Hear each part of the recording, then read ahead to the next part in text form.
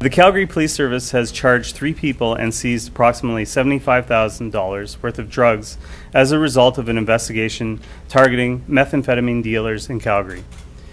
In February 2019, the Calgary Police Service recognized that a number of calls for service involving violent crime were occurring near a residence located in the 2400 block of 43 Street Southeast. Police have also received numerous tips from the community members alleging criminal activity related to the same residence. As a result, detectives from District 4 General Investigations Unit began investigating. On Wednesday, March 13, 2019, police conducted a search warrant on 2 residences located in the 2400 block of 43 Street Southeast and took 20 people into custody. Police seized a significant amount of methamphetamine as well as cocaine, GHB, heroin, fentanyl, and prescription medication. Police also seized various weapons. After additional investigative work, Richard Wayne Llewellyn, Irvin Frederick Palmer, and Raymond Edward Bennett are now facing drug and weapons-related charges. The investigation is ongoing and was initiated as a result of the ongoing work of the Daylight Initiative to address the exponential growth of methamphetamine in our city. Anyone with information on the trafficking of drugs is asked to contact the police non-emergency number or Crime Stoppers anonymously. Well, first question, just off the top, it sounds like the community was hugely involved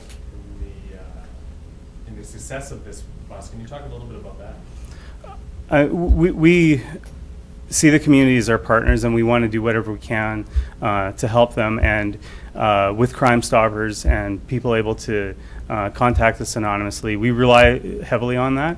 And I would definitely say that the community is our partners in this, and they had a big part to play in this as well.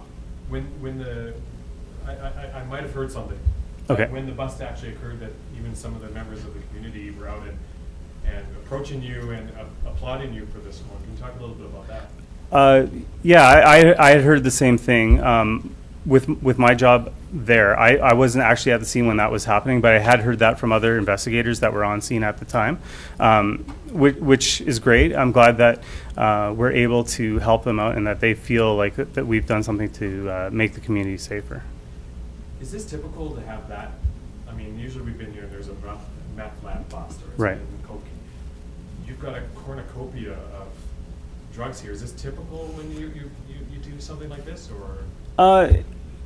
My experience on these is limited. Like, I'm not with a drug unit, that kind of thing. But for me, this seems to be a large bust from what I've seen with my my previous involvement before.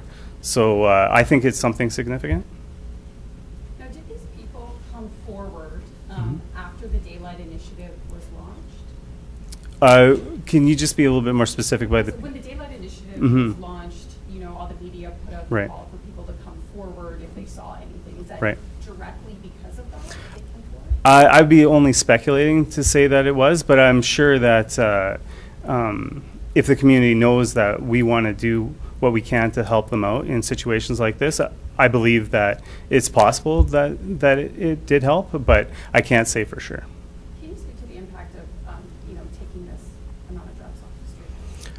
Well, I mean, anytime that you're able to take drugs off the street, obviously is going to make some kind of impact on the community. There'll be, hopefully, we'll see less people coming into the community because now we've removed that from them, from the drug dealers that are selling. So I would hope that we would see that immediately, that there has been a difference made.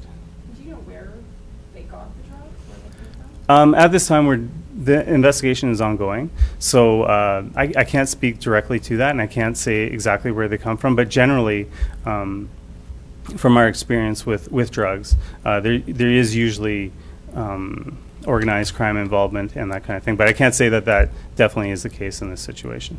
Were these men known to police? They were known to us, yes. Can you speak to in what capacity? Unfortunately, at this time, I can't, but we did know who they were. As of November 2018, it was said that police had dealt with more than 412 incidents involving meth, more than one a day. Are you still seeing that right now? Again, with my capacity, I work in District 4, so I can't give you the big picture. As a result of that, you'd have to ask somebody else that would have more of an idea of that. Can you speak more generally then just about the Daylight Initiative and what has happened since it was introduced? Again, this is kind of the beginning stages that I've been involved in. I can't really comment on that, unfortunately. I wish I could answer your question for you. Yeah. Anything else? Can you speak to what community members saw that tipped them off that this was drug activity and then pass that along to you? Well, I can't say the specifics of it, but I can tell you that a lot of these times when we do have the community involved, they usually will tell us like they see a lot of traffic in the neighborhood, short duration stays, lots of unknown vehicles attending at odd hours. And that's something that we would like the other communities to keep an eye open for and let us know about, because obviously the more we know about these things and the more that people report them, we can work with the community to prevent more things like this happening. Since you're, like you said, District 4, can you Right. speak to kind of the level of meth involvement that there is in that area specifically? Again, I'm more of an investigative capacity. I'm not.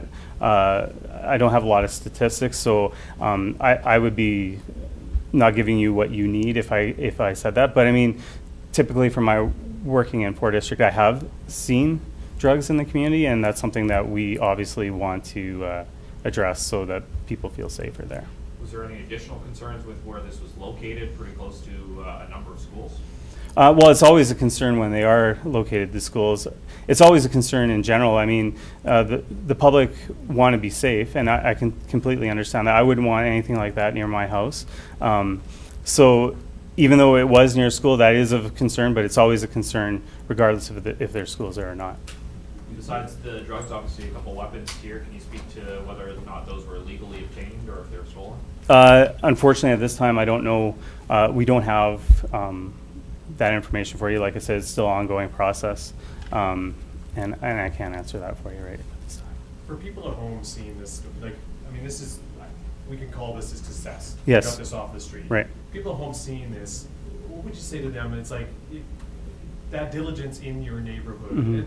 and not be afraid to call the police if they do see suspicious activity. Is this, because again, if it wasn't for some of the tips, I'm assuming it would be a little harder to have this bus that we have in front of us here. Yeah, absolutely. I mean, we want to work with the community, and we need people in the community to let us know what's going on. This success is not just CPS success; it's a community success, and we need more people that can tell us this information and let us know, so that we can do these investigations and put an end to these kind of things that are happening. And again, I know you probably already went over it, but again, Right. if somebody was at home and maybe they're like, you know what, I did notice something kind of out of the ordinary in my community, what are the ways that the community can approach you guys? Right. Well, they can call us on our non-emergency line. Of course, if it's something that's dangerous and it needs immediate attention, they would call 911. There's also Crime Stoppers, which allows them to be anonymous if they're concerned about their safety.